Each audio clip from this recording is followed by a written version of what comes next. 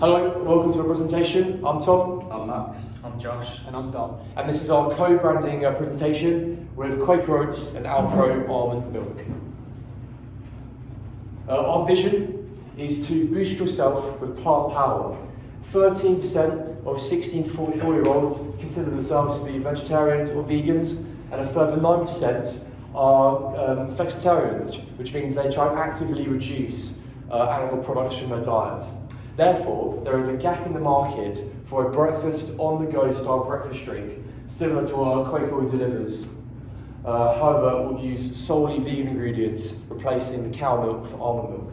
So our objective as a co-brand is to substitute cow milk with the almond milk in order to create a product which will serve an emerging and rapidly growing, young, active, health-conscious target market.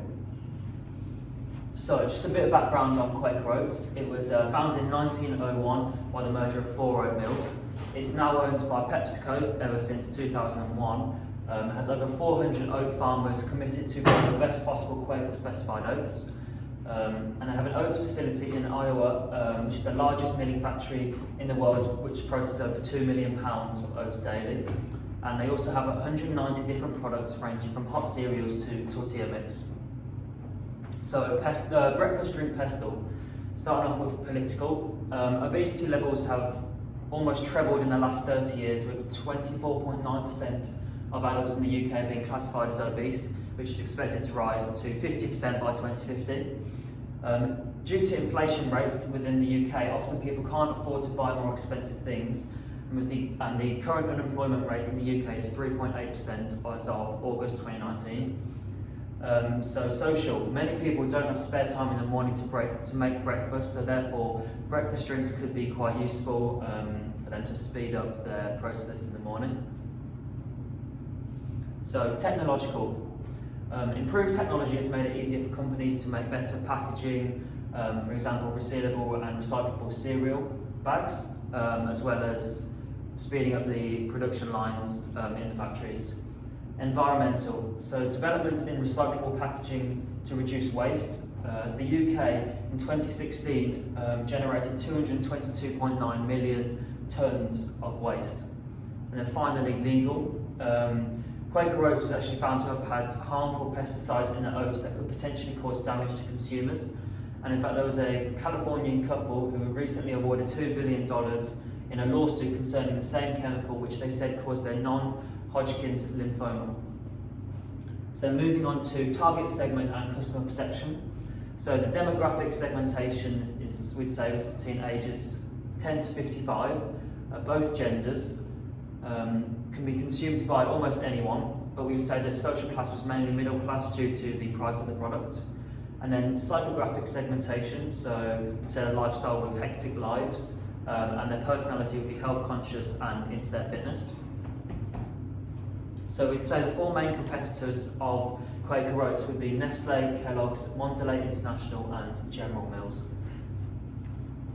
We then broke down Quaker Oats into its strengths, weaknesses, opportunities and threats using the SWOT model. Look at the strengths. Our product, the Quaker Oats product, is affordable, it's convenient because it's on the go, and it's also healthy compared to certain other alternatives out there. Looking at the weaknesses, the market share that organisations can gain in this market is kind of limited because there's so many organisations doing the same thing. It's a very saturated market, one that's quite hard to enter now. Weakness of the products also include sugar content, very high sugar in it, so that may kind of push more health conscious consumers away from us. There's also only 2 flavours available, so a very limited range as of now. Opportunities include it's an already established market, you're merging convenience and health into one drink, and this is kind of part and parcel of the fact that there's increased health concern amongst consumers. Looking at the threats, we're kind of worried that Quaker Oats may be seen as seasonal, so that may affect sales volumes depending on what point in the year you're in. And yeah, even though it's healthier than certain alternatives, it's not the healthiest product. So background of Alpro almond milk. The company Alpro was founded on the 27th of May 1980 by the Bank Mortal Group.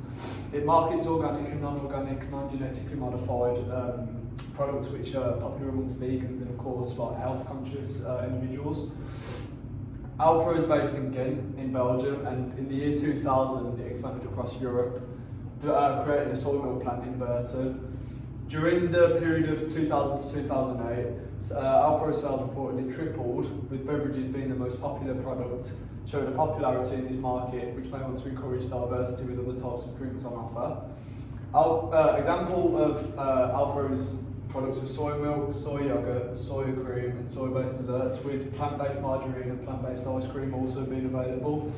And Alpro soy milk scored best out of 16 tested products by Germany's Safety Consumer group, Stiftung Warentest. Alpro's dominance in the market is shown as it is the number one plant-based milk in the UK, with a market share of 65%. That was found by Marketing Week in 2015. The precedent analysis we got for the almond milk is politically, there's a debate on whether almond milk should actually be called almond milk, because dairy farmers believe that milk can only be called milk if it comes from animals, and instead these products should be called almond products rather than almond milk. Dairy farmers also say that almond milk does not have the same nutritional profile or taste as milk, so it is unfair to label it as part of the milk market. Economically, 23% of UK milk consumers use plant-based milk, 37% fewer Americans drink cow's milk now than in 1970, and plant-based milks have increased substantially in popularity, with sales at 2.1 billion in 2017 from 900 million in 2012. Socially, Veganuary participants have rose from 50,000 in 2017 to 250,000 in 2020, and in 2018 the vegan population was said to make up about 8% of the entire world population. Technological advancements have helped farmers, as there have been ways to develop getting around using harmful pesticides on crops. Also, the farmers have stopped using animal manure, as it is shown to be exploitative of animals and harmful to the soil. Environmentally, soy milk produces 2.5 times less carbon dioxide emissions and 4 times less water than normal milk products. However, soybean also accounts for 2.6 million hectares of Brazilian rainforest being destroyed each year. And legally, it shows that Alpro have also had to change the name of their yogurt variant products, as they cannot use the term yogurt unless it's dairy based, which it isn't of course, otherwise it would be a vegan product. The target segment and customer perception was that non-genetically modified and plant-based products were a very small section of the food and beverage market, making up for about 1.8% of the entire market. Alpro emphasises the quote, focusing on a healthy lifestyle and environment. Consumers view Alpro as a healthier and more environmentally friendly substitute to milk such as cows or goats. The demographic segmentation we found was that Alpro's target market is stated to be women between the ages of 25 to 45. Products were also aimed at individuals conscious about fitness and health, and also fitness influencers, and people who are also conscious about the environment and animals, due to 100% of their products being vegan and or soy or plant-based. Products are aimed at individuals of all income and classes, not just one in particular, and the products can be consumed by anyone. There's no actual marketing advertised towards a certain group of people. The psychographic segmentation we found was that it's aimed at vegans looking for a substitute to regular cow's milk, and also looking for a healthier alternative to other vegan substitutes. Alpro indirectly aims their products at health and fitness conscious individuals or fitness influencers. However, it's only indirectly aimed, as they do not advertise these products as perfect for fitness or any other fancy phrases, just that it's suitable for vegans and is 100% almond milk. The competitors we found for Alpro milk are Oatly, Innocent's vegan range, which consists of almond milk, hazelnut milk and oat milk, and then Rude Health's almond drink as well. We then broke down the Alpro product using SWOT. Its strengths include that it's recognised by the FDA, the Food and Drug Administration body, as having a big role in supporting heart health, so that might appeal to a smaller demographic, but still demographic. It's dairy-free, gluten-free. Again, that's a larger demographic of the target audience that we're actually targeting with the product. And it's 50% more calcium than dairy milk, so again, that's just targeting kind of gym goers and health awareness people. The weaknesses involved that because it would be a new product, there would be relatively low brand awareness. Again, there's quite a high sugar content in this product. It'll be more expensive because it has almond milk in it. There's opportunities involved because the growing trend in society of organic and green products. I mean, that's part and parcel with what we're offering here. The market of lactose intolerant, gluten-free drinkers means not as many competitors as well, so it's a less saturated market, a niche market. The threats include that there's many myths and negative connotations around almond milk that aren't true, and there's likely to be new competition as organic diet is becoming a massive trend. On to our co-branding. So our product is Quaker's breakfast drink, powered by Alpro. That's as our logo we made. Our brand identity. Our mission is to help invigorate our customers' morning in an environmentally friendly and sustainable way. Our vegan almond milk makes us best positioned in the market to achieve this. Our values are to promote healthy living and well-being to as many people as possible, no matter the time they have spare. Our brand image, we will use social media and our website to help deliver information on fitness, nutrition, nutritional advice to help fully enable our customers to be able to convert to a healthier lifestyle, but more on that later. Onto our co-branding SWOTs. Our strength, we are a market first for a vegan on-the-go style breakfast drink. And we have high protein content, which is naturally found in almond milk, so we appeal to the fitness community. And a study by BBC Science Focus found that almond milk is slightly healthier than cow milk due to vitamin D and calcium found in higher levels than in cow milk. Therefore, our product is healthier than the competition. Our weaknesses though, almond milk is more expensive to produce than other traditional animal-based products. Therefore, products have to be priced a little bit higher, and it is a highly competitive market. Tesco sells 7 products which are very similar to ours, except ours is the only vegan product, obviously. The vegan market is rapidly growing. 23% of UK milk consumers use a plant-based milk, up from 19%, so that's a 4% increase in a year. And customers are eating healthier. So 75% of UK consumers say healthy eating makes you feel better. Threats, there is obviously an economic downturn due to coronavirus. Not sure how long that will last. And an economic downturn will reduce the demand of premium products, which we think ours is. Competitors could relatively easily introduce a vegan product like ours with almond milk, which would eliminate our USP, which is why we have to have Alpro with the brand image to help combat this threat. And there's a negative stigma surrounding veganism. Lincoln Fields studied it in 2001. Therefore, our products could be alienated by non-vegan consumers. Onto segmentation. So geographic, we want to be as inclusive as possible, therefore delivered throughout the UK. And psychographic, we want customers who are busy, hard-working and active, and they would use the product as a convenient alternative to breakfast. Furthermore, customers who are health-conscious and fitness-orientated moderately. The product is not just for vegans, but for anyone who is environmentally mindful, so anyone can make a difference. Demographics, 18 to 49-year-olds make up the majority of vegans, and that coincides with our psychographic segmentation. Younger people are going to be more active and busier. Yes. Behavioural, we want consumers who will purchase breakfast out regularly and therefore will have a high usage and repeat purchases often. Targeting, we're going to use a single marketing mix, which will target vegans, vegetarians, convenient breakfast meal replacement, and the fitness community. One marketing mix means co-branding will be uniform across all our platforms and will avoid confusing customers with conflicting messages. Our 3 targeted segments have some overlap, therefore one marketing mix seems like a viable strategy to implement. All markets are stable and some are growing. The fitness industry grew 3.3% in the years between 2017 and 2018, and the breakfast on the go grew a massive 9.8% between 2017 and 2018. On to positioning.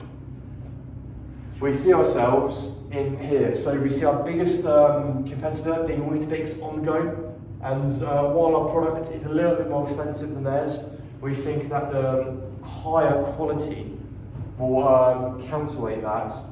People want to spend the extra 24p to have a superior product.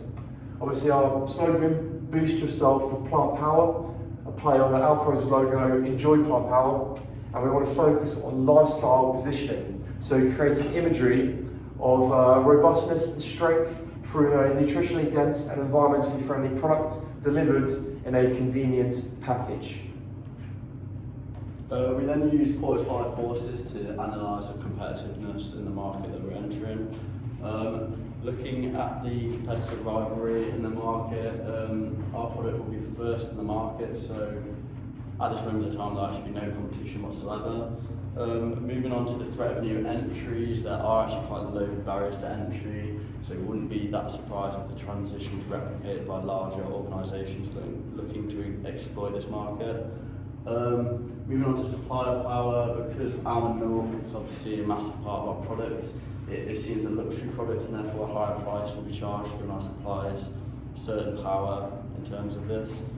Then going on to the threat of substitutions, there are cheaper substitutes available, however these aren't vegan, and that's the whole kind of USP of our product. We're offering vegan milk. And then looking at biopower, again our product is the only one on the market, therefore the biopower is very small scale.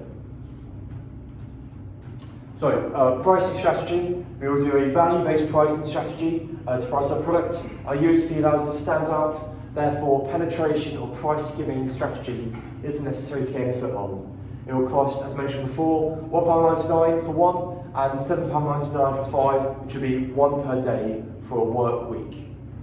Products, our vegan USP will be front and centre of the bottle alongside the Alpro logo to maximise USP awareness.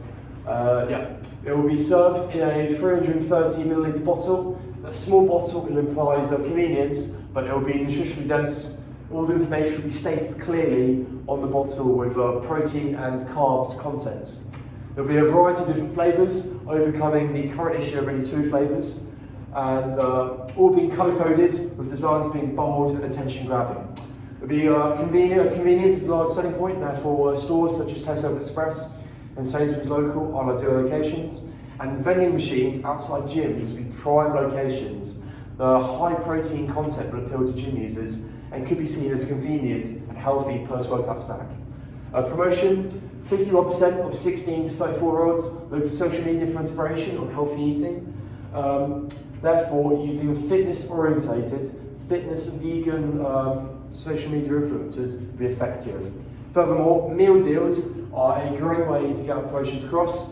47% of UK consumers have at least 2 a week, and the average UK consumer will spend £10,000 in their lifetime on one. So onto the integrated marketing communications, advertising.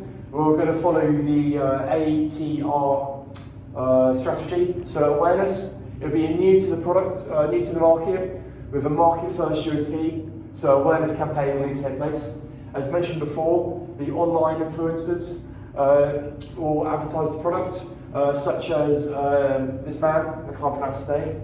He has almost 700,000 followers who are all interested in veganism and fitness. And it'll be cheaper than traditional media, it will have a significantly higher engagement rate.